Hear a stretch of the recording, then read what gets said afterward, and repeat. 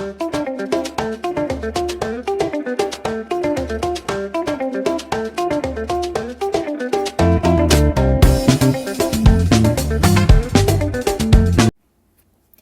friends, this is Grace and welcome to my channel and welcome to Creative Exercise video number 21.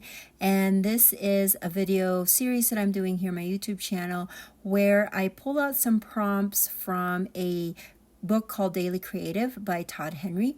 And it's a book where it has 365 days or a creative prompt every day.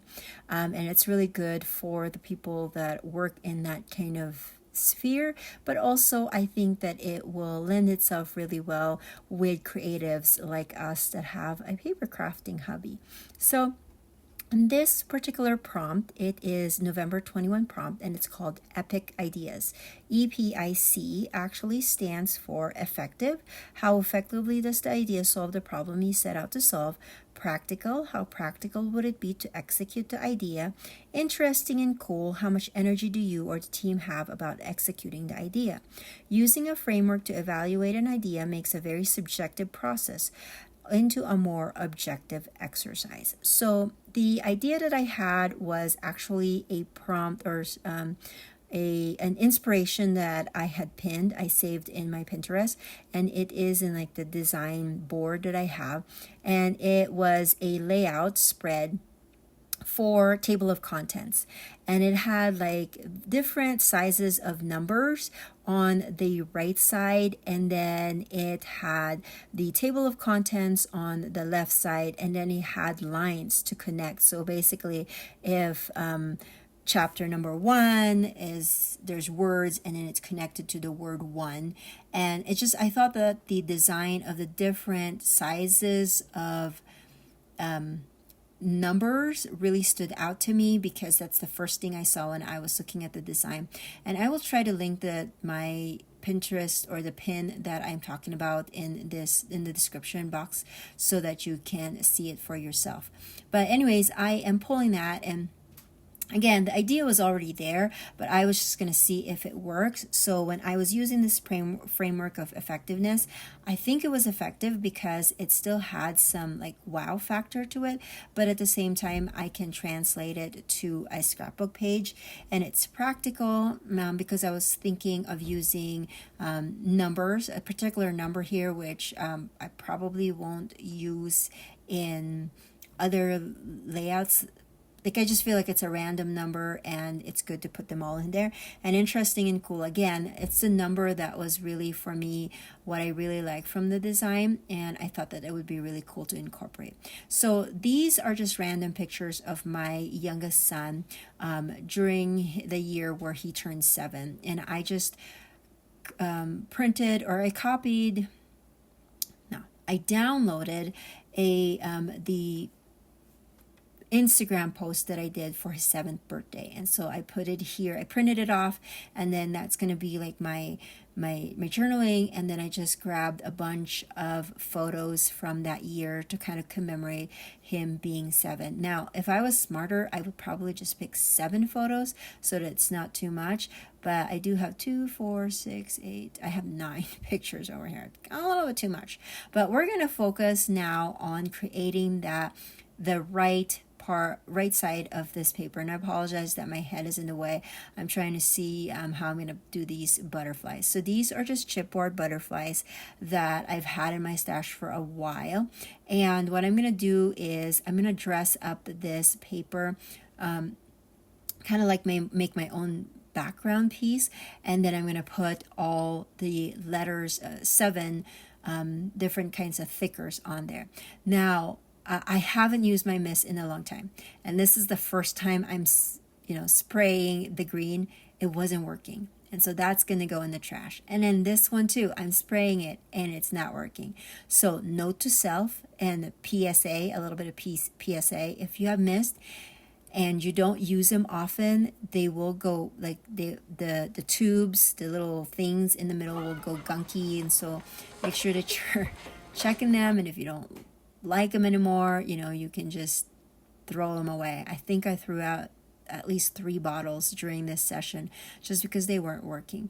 So anyways, I did my kind of masking, butterfly masking technique that I did for the background.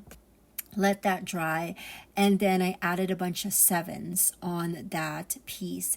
And then now I'm working on my title because this layout does not have a title yet. It's a little too busy, but I'm just gonna go with it. I think that's the beauty of making scrapbook pages, is if you don't quite like it, you can always just move on to the next layout and be done with it, right?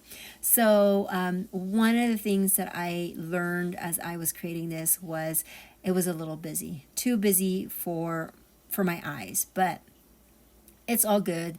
Again, I was able to manage doing my idea of epic, which is making those really my focus was the 7s.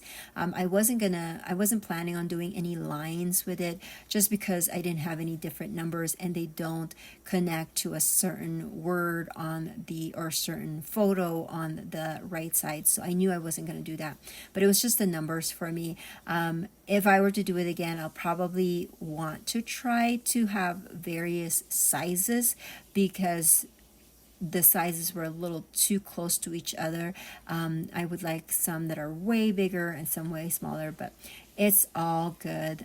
All the 7s are there. It did cover up a little bit of the butterfly, but I'm okay with that. That's really, I just wanted it to not be stark white. And so I like that one. And then I found this word happy from an embellishment, and I just cut that word up from like a frame that I went with, and then I put in little letter stickers that says birthday, and I'm gonna put that on there, and this layout is good. I will tell you though that some of these photos got a little bit of the spray. Even though I did do it on a box, it still got a little bit of the spray on there. That just shows you that I don't do misting enough, but yeah. Another thing, like one last thing that I'm going to add here was it just seemed so blocky with all of the squares and the rectangles, and so I'm adding some circles here.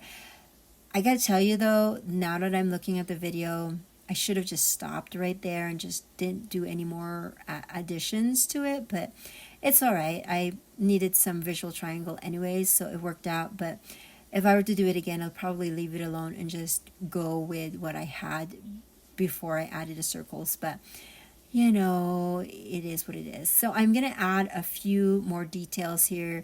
I will kind of dress up those circles. I have a star and then a couple of hearts in each one, and then I will find some letter or word stickers that are boy themed that I will add to this page again as well, and that will be my layout. Because you know what, after I do that, I mean, where else can I add anything else, right? There's just too much stuff already as it is.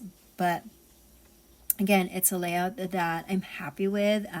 Of course, there's things that I could change, but I'm happy with the way I was able to try this prompt. So anyways, that's my layout.